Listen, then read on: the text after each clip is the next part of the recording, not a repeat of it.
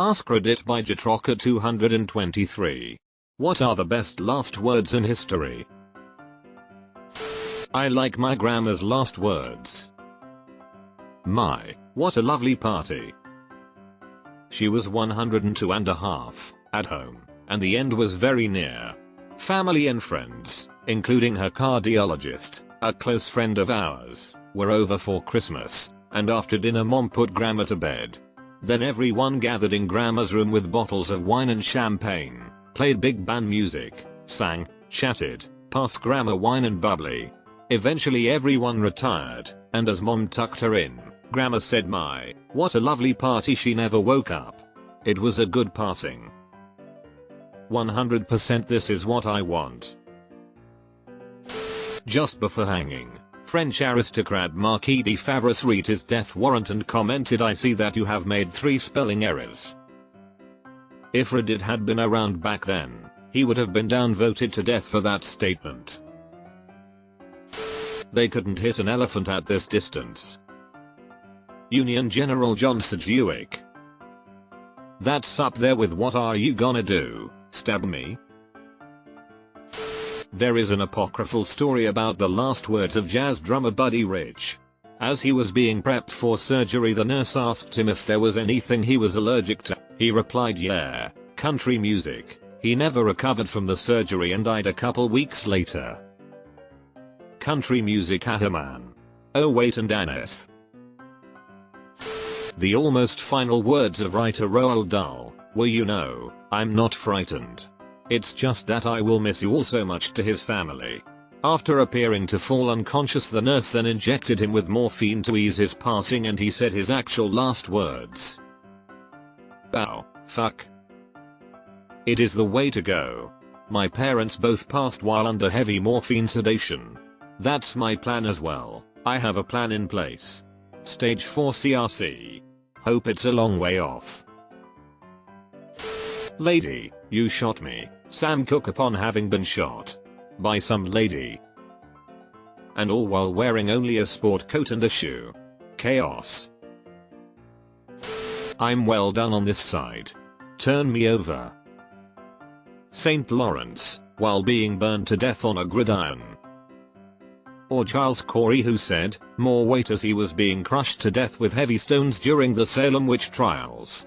If he had pleaded guilty to witchcraft, they would have seized his farm. Instead he let them torture him to death for 3 days so his sons could inherit his land. I have offended God and mankind because my work did not reach the quality it should have. Leonardo da Vinci. Imposter syndrome FTW. If anyone has a message for the devil, tell me now, for I shall be seeing him shortly. Lavinia Fisher, the first female serial killer in the US. First known female serial killer. On his deathbed, Spanish Prime Minister Ramon Maria Narvaez was asked to forgive his enemies, to which he replied, "I don't need to forgive my enemies, I have had them all shot." Damn dude, that's badass and terrifying. More weight, Giles Corey, as he was pressed to death for refusing to confess to witchcraft. That one's more complicated than it sounds on the surface. See, the legal system in Salem at the time was such that the trial couldn't happen until the person plead guilty or not guilty. If the trial happened and he was found guilty, and since it was all nonsense he definitely would have been, the court could take his land and property away. There are some pretty solid theories that a lot of the witch trial mania in Salem was motivated by the opportunity for the authorities to legally steal land in that way. So he just refused to make any plea at all, even as they tortured him to death, and since he died without the trial ever happening, his property passed to his family. I find Marie Antoinette's last words to be very tragic. On her way to the block she accidentally trod on the executioner's foot and said, "Pardon me, sir, I did not mean to do it."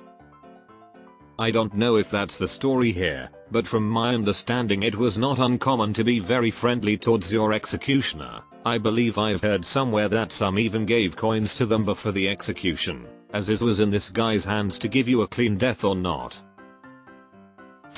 I am about to or I am going to die. Either expression is acceptable. Dominique Bauhaz, 1628-1702, priest, essayist, critic and grammarian. Reminds me of the, probably apocryphal, reply Noah Webster gave to his wife when she caught him with his mistress. No, darling, it is we who are surprised. You are astonished.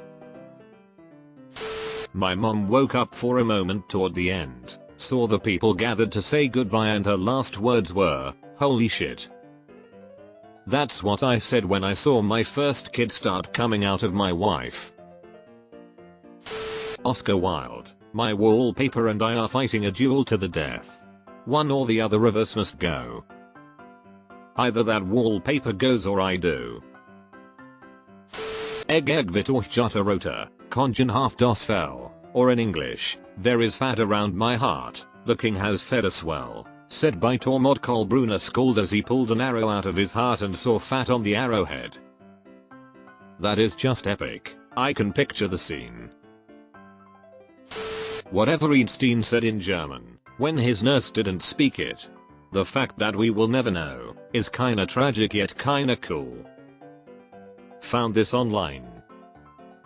However, according to his secretary, Helen Lucas, Einstein's last words were spoken in German and he said ich liege den Hornden ins Schicksals, dass ich nicht beeinflussen kann.